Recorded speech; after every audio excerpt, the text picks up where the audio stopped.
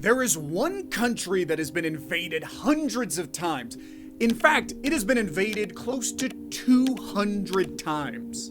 Take a look at this map, and you'll see almost every country around it has invaded this country at least once. And by the world's greatest leaders, from Muhammad bin Qasim to Alexander the Great to the colonizing British, India is an invader's paradise. This massive landmass of 4 million square kilometers has been home to the greatest civilizations the world has ever seen. The Aryans, the Mauryans, and even the Mughals.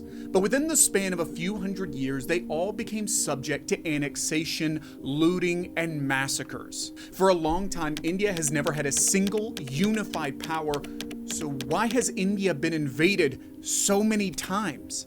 And what's the reason behind this region being the epicenter of war? India is a land of abundance. Archaeologists estimate that humans could have begun settling in the region 120,000 years ago. To put that into perspective, that's a massive 10 times leap from our 12,000 years of recorded history. Why exactly is this the hot zone for civilization and therefore invasions? The high number of invasions begins with India's absurd riches. Between 1 and 1000 AD, 30% of the world's GDP was accounted for by India alone. At one point, India and China contributed 50% to the world's entire GDP. Hyun Song, a Chinese traveler, visited India during the reign of the Emperor Harsha during 627 to 643 AD. He labeled India as a rich and prosperous nation. In his records, he listed various agriculture and trading products produced within the subcontinent, like gold, pearls, ivory, and even horses. On the mineral side, India was and is quite literally a gold mine. Gold mining here dates back to the 1st millennium BC, and copper goes as far back as the 4th millennium BC. These were the start of the eras when metals and its derivatives were used for pretty much everything, from coins to weapons and armor, and even tools for farming and building. Metal was the backbone of it all. This would explain why global leaders and superpowers like Alexander the Great were so interested in the region. Additionally, it is well known that India has always had definite seasons of summer, winter, and double monsoons. Consequently, the Indus Valley civilization was one of the most advanced civilizations to have ever existed. They set up innovative drainage and irrigation systems, such as making reservoirs that stored up water for dry seasons. These systems, coupled with the extremely fertile soil of India, led to successful crop yields. However, what's even crazier is India's geography. It's the perfect place to rule the entire world from. Towards the north, India has natural barriers, its mountains. One of these was the Himalayas, which were impossible to traverse and isolated India from the rest of Asia. The landmass itself was so huge at 1.7 million square miles that for the majority of its history, it wasn't even called India. It was known as the subcontinent because of its sheer size. And this behemoth of a geographical anomaly was filled with rivers, the lifeline of ancient civilizations. While there were too many to count, the three major ones were the Indus, Ganges, and Brahmaputra rivers. From these, hundreds of water systems branched and humanity flourished. But what really made India stand out from any other global superpower at the time was its trade routes, which connected India to the rest of the world. After the 6th century BCE, goods were sent overland into Central Asia and overseas to East and North Africa, West Asia, as well as from the Bay of Bengal in India to Southeast Asia and China. During the earlier days of trade in India, routes like the Silk Route, incense routes, the Tin Route, and Amber Road all brought about a trading boom. Soon, India started to trade with the outside world through their already established routes. The subcontinent always had the geographical advantage.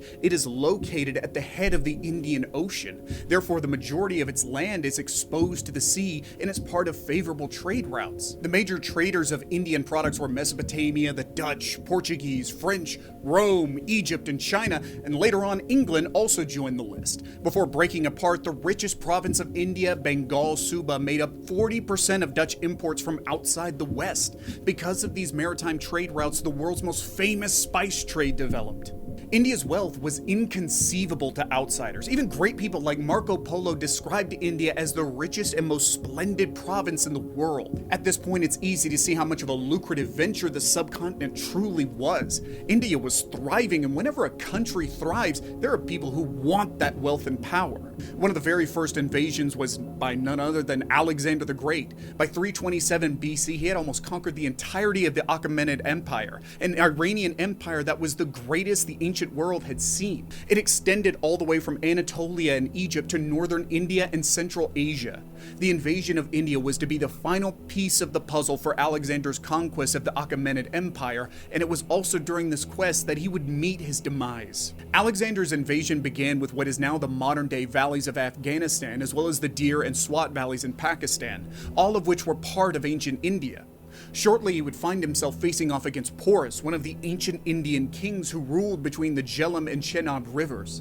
This battle was known as the Battle of the Hydaspes, and while it spared Potus and his throne, it paved Alexander's way for conquest as more and more kings surrendered to his authority. However, this victory would be short-lasting, as Alexander would suffer a fatal arrow to the chest while fighting against two allied tribes, the Malians and Oxydracians. This would lead to his downfall in 323 BC. This invasion by Alexander is one of the many examples of how rulers all over the world targeted the region. During the 9th century, India faced even greater invasions by people like Mahmud of Ghazni, Muhammad bin Qasim, and Muhammad Ghori, but the worst was yet to come. During the High Medieval era, all the way from the 6th century to the 16th, India faced a steady growth in its GDP even through all these invasions. But soon, even that would pale in comparison to what its future rulers had in store. The Mughals, the greatest dynasty India would ever see. In fact, the Mughals were foreign invaders themselves. The founding emperor Sultan Babur hailed from Fergana Valley, which is part of present-day Uzbekistan. Funnily enough, Babur was the great-great-great-great-grandson of Shuja-ud-Din Timur. But who was Timur? Timur was an Uzbek Mongol chieftain, a descendant of Genghis Khan, and also an invader, and not just an ordinary one. In 1380, internal disputes between the successors of the Sultan of Delhi, Firoz Shah left India more destabilized than ever before, since Delhi was the capital of the region. During this time, Timur invaded from the north of India and wreaked any semblance of centralized rule in Delhi. 18 years later, 100,000 Delhi inhabitants were taken as slaves, and historians estimate the same number of natives to have been killed. While Timur plundered India and eventually marched back to Samarkand in Uzbekistan, his aspirations of ruling India were carried on to future generations. And these aspirations became a reality with Babur. He achieved his ancestors' dream of starting a legacy in India when he established Agra as the capital, and from here on out, all of Babur's descendants would be Indian-born. In fact, Akbar, Jahangir, and Shah Jahan would establish total dominance over almost every part of India, and the Mughal Empire would become talked about on a global scale. Seemingly, India would be safe from invasions, as one of the biggest dynasties in human history was now defending it. At least, that's what the different emperors thought. Soon enough, India would be faced with the biggest Trojan horse in its invasion history: the British. Back in England, the Royal Charter established the East India Company, an organization established by London businessmen to make money importing spices from South Asia. The main inspiration for this company came from the Portuguese, who were able to take control of the spice trade in the East Indies and started earning massive profits. The target the British had set their sights on was now India, a land filled with all sorts of riches, and by 1615 the Trojan horse would finally be set into action, as the company acquired its first territory in Bombay. 100 years after 1612, numerous battles would be fought, which gave the East India Company increasing control in India. Two of the most crucial battles were the Battle of Plassey in 1757 and the victory against Tipu Sultan of Mysore. The former gave the British access to the richest region in all of India, Bengal, while the later solidified them as a formidable force.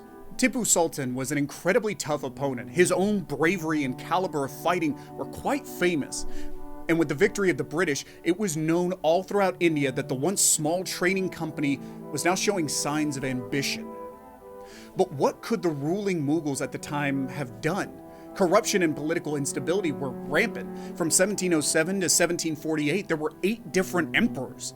Puppet emperors and assassinations had become the norm. All the while, the internal strife of powers between the Marathas and the Mughal Empire continued to weaken centralized power. And the perfect opportunity was presented to the British in 1857, during the Indian War of Independence, which the British were able to subdue using the same internal strife of powers. With a majority control over India, the East India Company was disbanded directly by the Queen herself over failure to manage the region. In a statement, she declared India to be under the direct control of the monarchy, and now the invaders had become the invaded. The effects of these invasions are seen even to this day. One of the biggest ones is the partition of 1947, leading to the formation of Pakistan and modern-day India. And over the course of its complex history of Persian, English, and Urdu have all remained the official languages of the government. The divide these invaders have sown have not vanished even in the 21st century.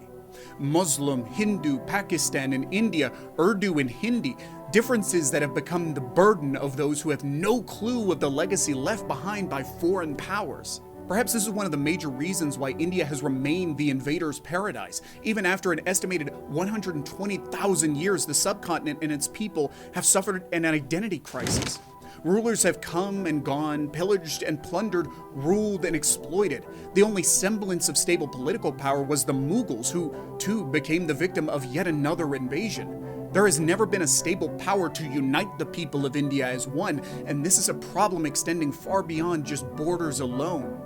But maybe one day, not just India alone, but all of humanity will look back at this stunning story and realize we, as a race, have a long way to go.